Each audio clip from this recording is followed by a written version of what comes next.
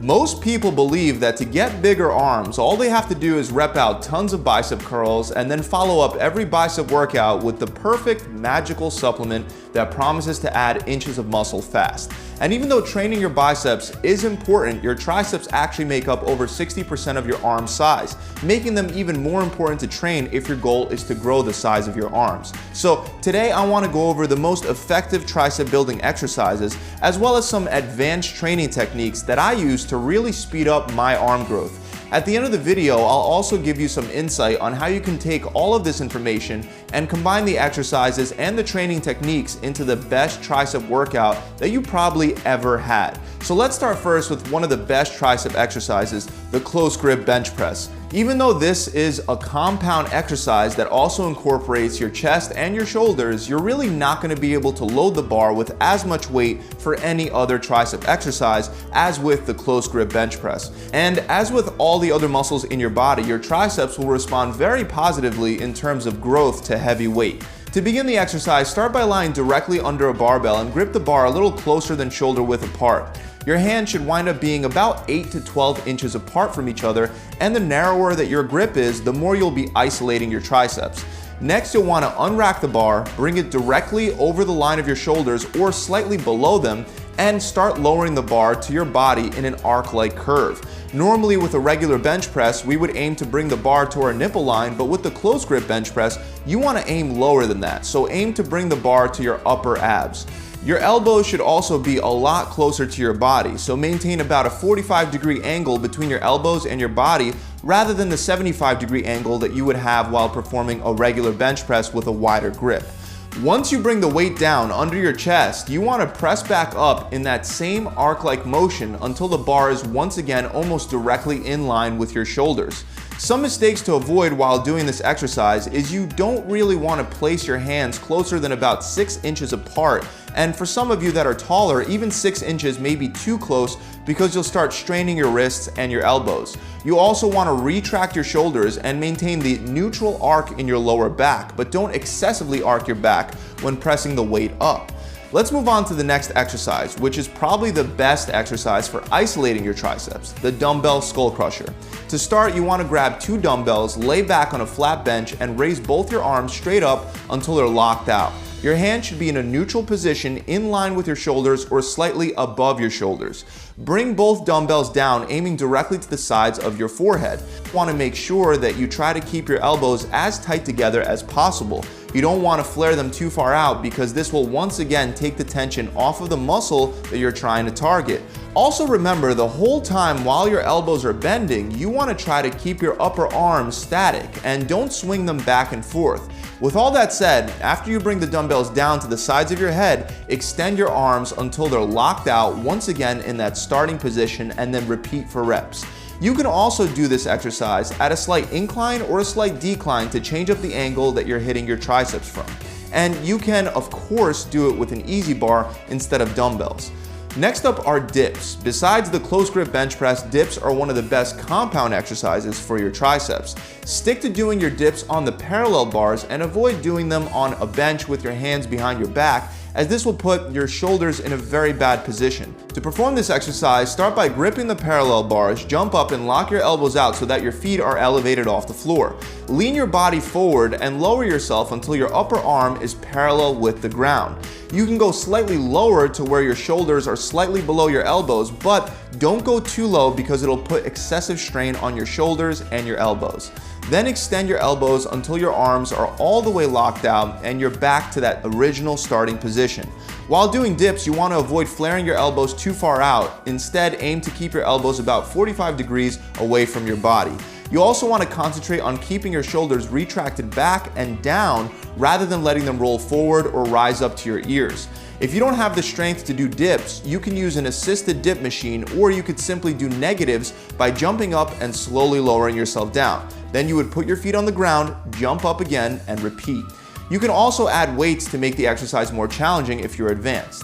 But next up, we have hex presses, and I have a slight variation for this one. You would once again want to start with your arms locked out with the dumbbells slightly lower past your shoulders on a flat bench. Hold the dumbbells together so that they're both touching. If you were trying to target your chest, I would say squeeze the dumbbells really tight together, but since we're going for the triceps here, squeezing the dumbbells really tight isn't as much of a priority. Normally, you would lower the weight to your upper abs, but the variation here is to try to lower the weight higher up, aiming for your chest.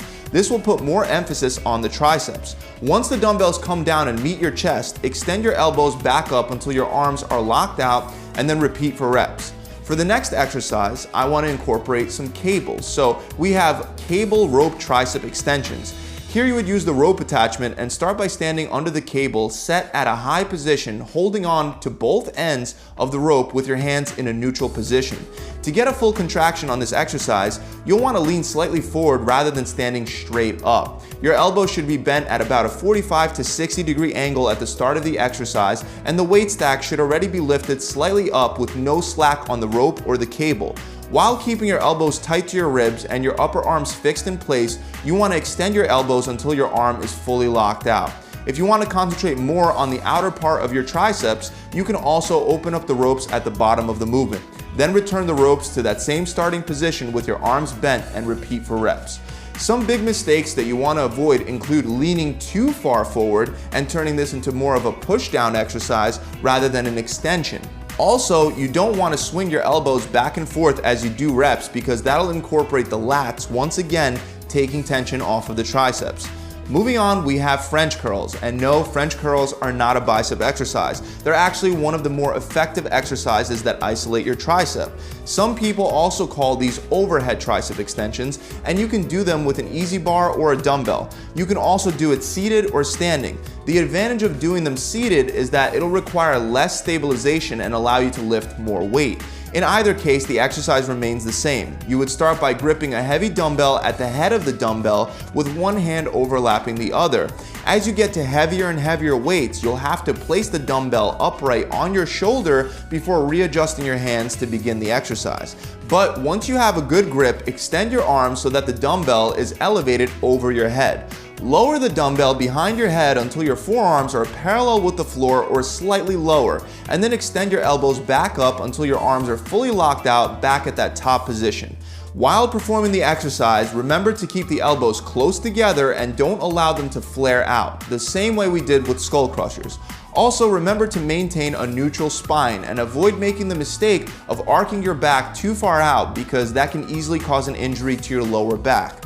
You can also throw in some variation by doing this exercise with a rope behind your head on a cable cross. The only difference there would be instead of aiming to go over your head, you're going to be extending your arms out in front of you, and your elbows would also be fixed in front of you instead of above your head.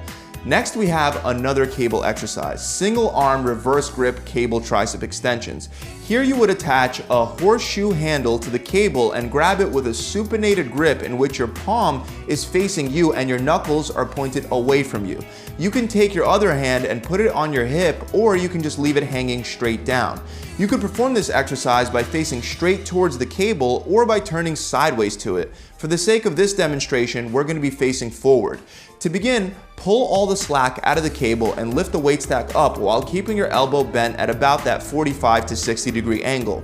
While keeping your hand in that same supinated position, extend your elbow by driving your knuckles towards the floor until your arm is fully locked out. Just like with the other cable extensions, you'll want to lean slightly forward to keep the tension on the tricep the whole time, and you'll also want to keep your elbow tight to your ribs. Don't forget to do your reps on both sides to ensure that you don't have one abnormally huge arm. The last exercise that I want to go over today is the dumbbell kickback. Now, normally I would say that this isn't that good of a tricep exercise, but I'm going to show you a variation that'll make it much more effective. Instead of doing the exercise like you normally would by planting your hand down on a bench, I want you to perform the exercise on your elbow.